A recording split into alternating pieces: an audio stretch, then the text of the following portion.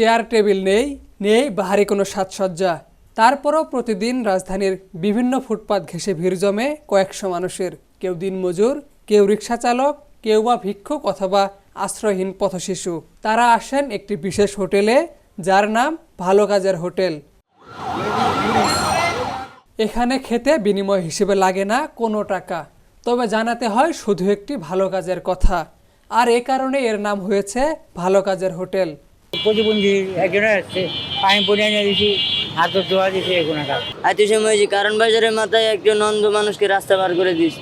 আজকে একটা হেলমেট হুন্ডালারে উড়ে দিছি, হেলমেটটা পালাতে গেছে অনেক দূরে। 2019 সালে শুরু হয় এই ব্যতিক্রমী কার্যক্রম।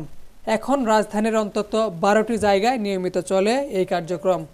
কমলাপুর, কারওয়ান বাজার, ধানমন্ডি, গুলিস্তান সহ একাধিক স্পটে প্রতিদিন খোলা আকাশের নিচে বসে খাবার খান কয়েক হাজার মানুষ।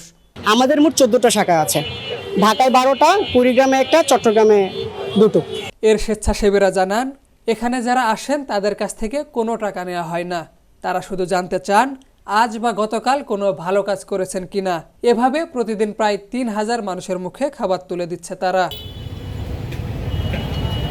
প্রতিদিন এত মানুষকে খাওয়ানোর টাকা কোথা থেকে আসে জানতে চাইলে এক স্বেচ্ছাসেবক বলেন, আমাদের এই ফান্ডিংটা আমাদের বাংলাদেশের মানুষের পক্ষ থেকেই আসে। আমরা এর জন্য আমাদের বেশ কিছু শুভাকাঙ্ক্ষী আছে, প্লাস আমাদের প্রায় 3300+ অনলাইন মেম্বার আছে, যারা দৈনিক 10 টাকা হারে নিজেদের কাছে জমা রাখে। মাস শেষে হলে 300 টাকা যেটা জমা হয় সেটা আমাদের কাছে পাঠায়।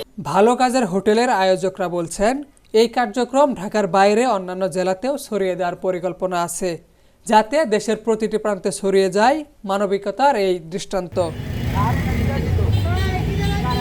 ঢাকা শহরের অসংখ্য শ্রমজীবী, অসহায়, ভিক্ষুক কিংবা পথশিশুদের জন্য এই হোটেল যেন এক আশীর্বাদ।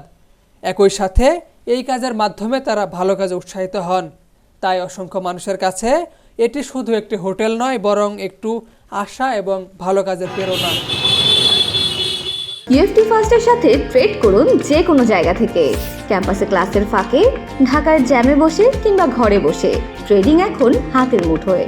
তাই ট্রেড করুন যখন খুশি, যেখানে খুশি।